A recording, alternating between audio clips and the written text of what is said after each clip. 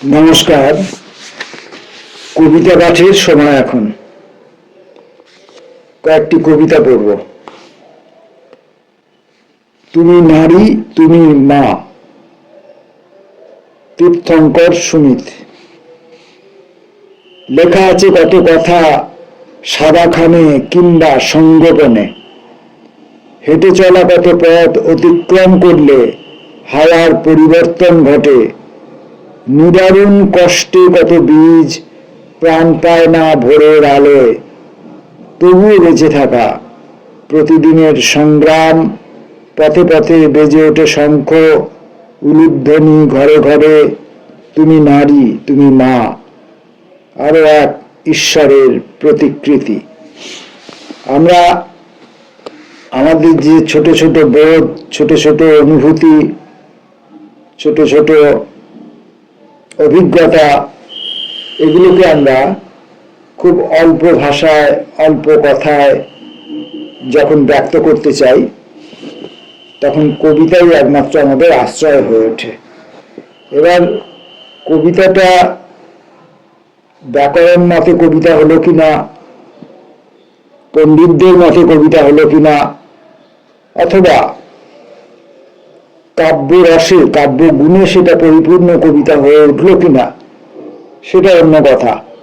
কিন্তু আমাদের চাওয়া এইটুকু যে আমরা আমাদের কথাগুলো কবিতার মধ্য দিয়ে বলতে চাই। পরবর্তী কবিতা জীবনের মূল্য, আইভি দত্ত। জীবনের মূল্য চোকাতে চোকাতে ঋণটা আর শোধ করা গেল না। ঋণে জর্জরিত হয়ে পালিয়ে হাঁপ ছেড়ে বাঁচার উপায় চোখের আড়াল। ক্যানভাসে আঁকা ছবিতে ধুলো জমতে জমতে রঙগুলো বদলিয়ে যায় বর্ষার আকাশের মতো।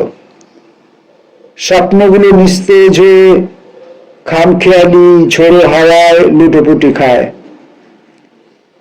মনের খাতায় লাভ ক্ষতির অঙ্কে যোগ বিয়োগের চাহিদা কিছু থাকে না। গ্রাফের লাইনটা সোজা যেতে যেতে খাদে মিশে যায়। ভীতু আবেগগুলো সাহসী হয়ে ওঠে জীবনের বিরুদ্ধে প্রতিবাদ করতে। আর জীবন মৃত্যুর কাছে বশ্যতা স্বীকার করে।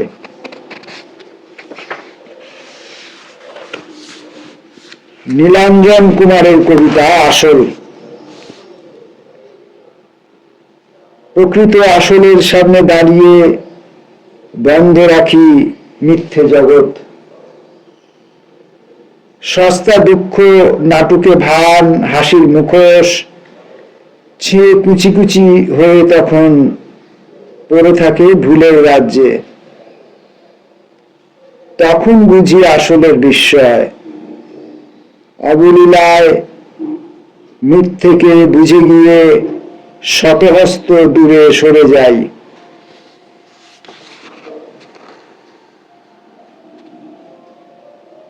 অনিবার্য সময় এলে, তপন দাস।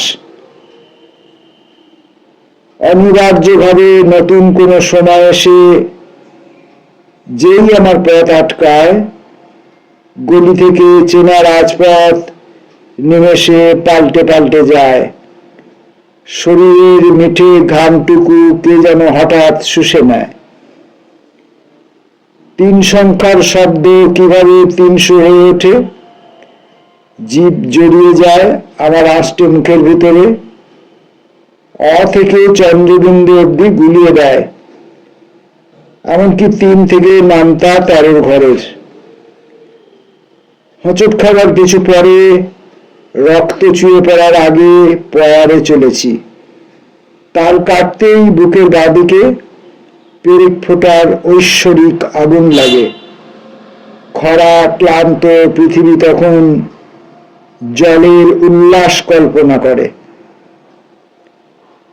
অনিবার্য সমন এলে ভদ্রবেশে কজন যেতে পারে, বিদ্রুপে বিদ্রুপে হৃদয় নামিয়ে রাখি গলিপথের পাজরে।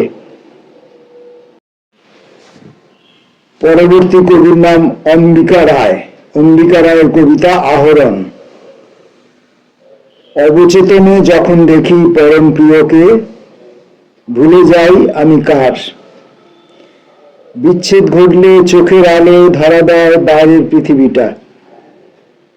বড় অচেনা লাগে সবই, তবু থেকে যায় এক অবিচ্ছেদ্য যোগ। এই টানাপোড়েনের মাঝে সমুদ্র ফেনায় কখন যে ক্ষয় হই। আপাতত আর একটি কবিতা পড়ব, পরবর্তী ভিডিওয়ে আমরা আরো কিছু কবিতা পড়ব। এই পর্বে আর একটি কবিতা, রেট্রোস্পেক্টিভ, অমিত মজুমদার। রজনী এসেছিল, তবে সে কোনোভাবেই বঙ্কিমচন্দ্রের ছিল না। তারপরও আমরা খালি পায়ে নয়তো জুতো পায়ে এগোলাম অবসন্ন রজনীর দিকে। রাত জেগে আছে শহর থেকে গ্রাম, আকাশে চাঁদ উঠতে ভয় পাচ্ছে ইদানিং। আর হয়তো কেউ তাকে অপহরণ করেছে মুক্তিপণের আশায়। রজনী এখন নিরস্ত্র, কেউ তার দিকে আঙুল তুলে বলছে না পোশাক ছেড়ে ফেলার কথা, অথচ সে নিজেই একে একে ছেড়ে ফেলছে সব।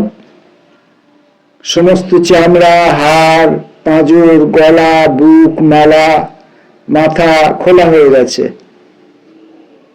এরপর আমরা আরো এগিয়ে গেছি। রজনী নগ্ন হলে সে দ্রুত অদৃশ্য হয়, এই সহজ সত্যটা বুঝতেই কেটে যায় আমাদের পোশাক পরার বয়স। এর মধ্যেই রজনীর পর রজনী শুধু রেট্রোস্পেক্টিভ চলে। চাঁদ আসে না, জোছনা আসে না, তাদের জন্য মুক্তিপণ নিয়ে এগিয়ে আসে না কেউ। আমরা বিচারের দাবিতে হাত তুলি, আবার নামিয়েও ফেলি।